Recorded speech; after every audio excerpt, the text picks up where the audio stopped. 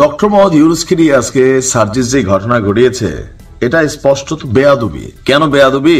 দেখেন, এরাই কিন্তু ডক্টর মোহাম্মদ ইউনূসের নিয়োগকর্তা। ডক্টর মোহাম্মদ ইউনূস সরাসরি বলেন কিন্তু কথাটা।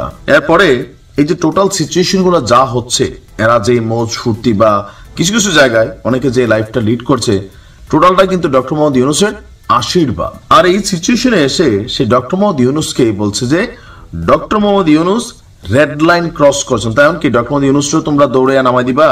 মানে মতের বিরুদ্ধে যেটা যাবে। আমরা তো 5ই আগস্টের পর এখানে কি দেখছি যে সমন্বয়কদের শুধুমাত্র এখানে যারা আছে দল তৈরি করা, নিজস্ব একটা টিম তৈরি করা, রাজনীতি করা, দেশ ও জনগণের জন্য ভাই কি করছো? খালি মুখে মুখে আওয়ামী লীগের বিচার চাওয়া ছাড়া এই সরকারগুলোতে বসার পরে, সংস্কার কমিশনগুলোতে বসার পরে এই ছাত্র উপদেষ্টারা বলেন বাকিরা, মানে দেশের জন্য কি হয়ে গেছে, সামহাও এখানে কি হচ্ছে। এবার সে ডক্টর মোহাম্মদ ইউনূসকে নিয়ে আমি আশ্চর্য হলাম যে এদের স্ট্যাটাসটাতে সার্জিস একটা স্ট্যাটাস শেয়ার করছে যে doctor Mohammad Yunus red line cross করছেন। তো যিনি স্ট্যাটাসটা লিখেছেন তিনি আপনার কি লিখেছেন স্ট্যাটাসটাতে দেখেন। স্ট্যাটাসটা যিনি লিখেছেন আমি তার নাম জানি না, যে ডক্টর ইউনূস গতকাল একটা রেড লাইন ক্রস করেছেন। উনি বলেছেন আওয়ামী লীগ ইলেকশনে আসবে কিনা এটা তারা ডিসিশন নেবে। রাইট, আমি আগে থেকে বলছি যে ডক্টর মোহাম্মদ ইউনূস তিনি আওয়ামী লীগকে নিষিদ্ধ করবেন না, এই কথা বলার কোনো অধিকার ডক্টর ইউনূসের নাই।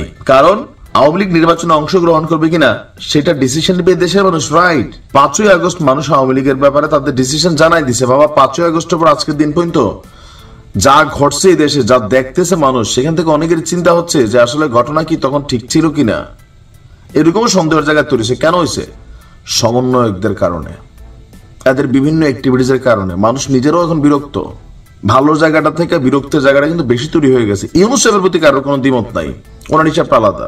আচ্ছা, এরপরে বলা হচ্ছে যে তারপরেও যদি আরো প্রয়োজন হয় গণভোট হোক, গণভোটে মানুষ বলুক আওয়ামী লীগ নিষিদ্ধ হওয়া উচিত কিনা, বাট কোনোভাবেই আওয়ামী লীগকে ডিসিশন নেওয়ার অধিকার দেওয়া যাবে না। ইউনূস সাহেবকে মনে রাখতে হবে তাকে আমেরিকা কিংবা ইউরোপের এম্বাসি ক্ষমতায় বসায়নি, ক্ষমতায় বসাইছে এই দেশের মানুষ। তাকে এই দেশের মানুষের কথা মতোই দেশ চালাতে হবে, আমেরিকা বা ইউরোপের কথা মতো না। আচ্ছা, তো এই দেশের মানুষের কথা কোনটা?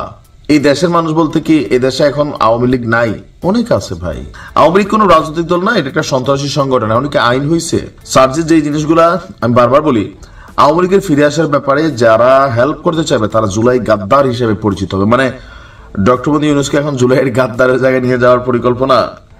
ইউনূস নিজেও যদি আওয়ামী লীগের পক্ষে কথা বলে, ইউনূসের বিরুদ্ধে আমরা দাঁড়াইতে 1 সেকেন্ড সময় নিবে না। হ্যাঁ, তোমাদের এইবার এই জায়গাটাতে মানুষ দাঁড়াবে না, মনে রাখো। আমি অ্যাডভান্স বলে দিই, এখন ইউনূস সাহেবের বিরুদ্ধে দাঁড়াই যাব, কালকে অমুকের বিরুদ্ধে দাঁড়াই যাব, তো দেশটা তো রসাতলে ফেলাই দিবা। সার্জিসদের কিছু জিনিস মানুষ কিন্তু এখন আর খায় না। এটার প্রমাণ হচ্ছে বিভিন্ন কিছু কিন্তু চুরি হয়ে গেছে। ডক্টর ইউনূসকে গাদ্দার হিসেবে প্রমাণ করে ওনাকে ক্ষমতা থেকে ফেলাই দিবেন, তাহলে ক্ষমতা বসাবেন কারে? আপনি বসবেন নাহিদার যে আসিফ টাসিফ গিয়া বসবে? এপিএস এর 300 কোটি টাকার খবর বের হয়ে যাচ্ছে, উমকের 100 কোটি টাকার। ইলিয়াসরা তো বিভিন্ন সময় বিভিন্ন প্রতিবেদন করছে।